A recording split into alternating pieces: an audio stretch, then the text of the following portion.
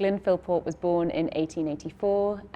He was a prolific painter of portraits, creating traditional, flattering likenesses of high society subjects.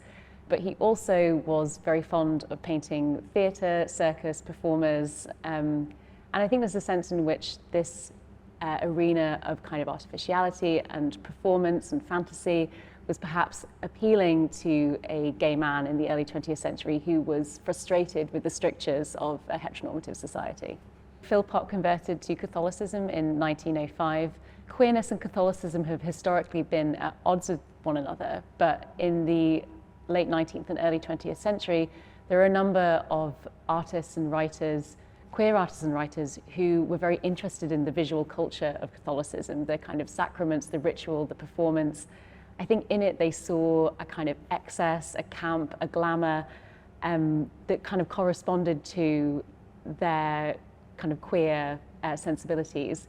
And so for someone like Philpot, in common with someone like Evelyn Waugh or Oscar Wilde, there was a sense in which the spiritual, the erotic, and the aesthetic were all kind of entangled. In the Dogrose, their pose draws on the iconography of family portraiture.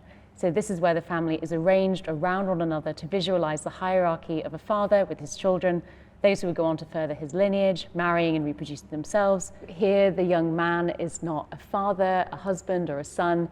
He's more like a kind of co-conspirator, a kind of companion. And the two female sitters, the woman in front and the woman behind, they don't really resemble a mother or a daughter or a wife either.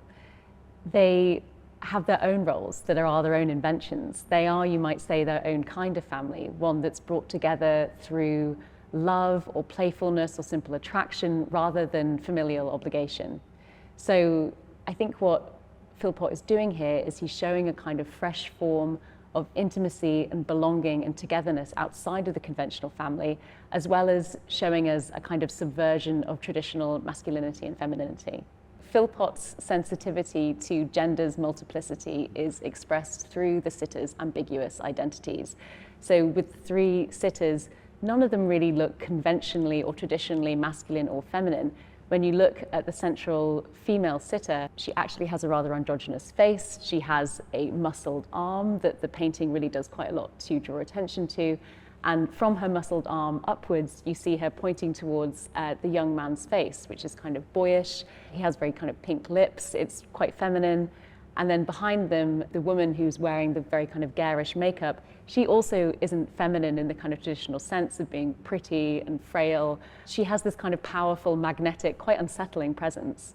I think that in a kind of broader sense, particularly when you contrast it to the kind of portraits that Philpot was known for, the Dogrose asks broader questions about the kind of purpose and function of portraiture. Who deserves the cultural elevation that is granted by portraiture?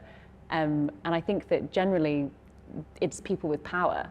And I think that a portrait like this, which is about a group of anonymous, potentially queer-coded dancers, it suggests a kind of a new kind of portraiture that's dedicated to an alternative set of values. Later in life, Philpot concentrated on painting the male nude and produced a number of really spectacular visions of the male nude.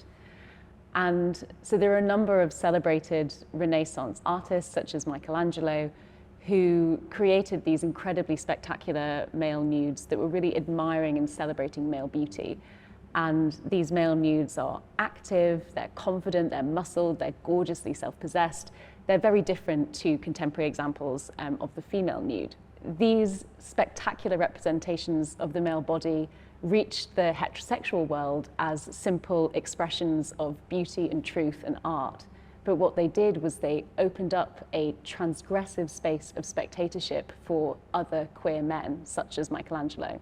Philpot, painting centuries later, continues on in this tradition. And whereas the Renaissance male nude really carefully treads the line between the licit and the illicit, Philpot really produces these incredibly flagrantly erotic, homoerotic nudes, and that was why they were so controversial at the time. Glyn Philpot met the artist and poet Vivian Forbes in 1915 when they were both training to become soldiers. And although they met then, they didn't get into a relationship until a bit later, and so they were together between 1923 and 1935. And Forbes was so committed to Philpot that after Philpot's sudden death, he died by suicide a few days after the funeral. During Philpot's lifetime, we should bear in mind that homosexuality between men remained illegal. It was not only punishable by law, but was an enormous kind of social taboo.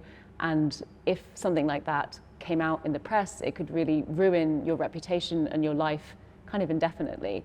And so that's why these representations of the male nude that he did were so daring and courageous, because that really could have jeopardized his career, particularly the aspects of his career that made him his money, painting high society portraits of people that perhaps you might assume would not be as open to homosexuality.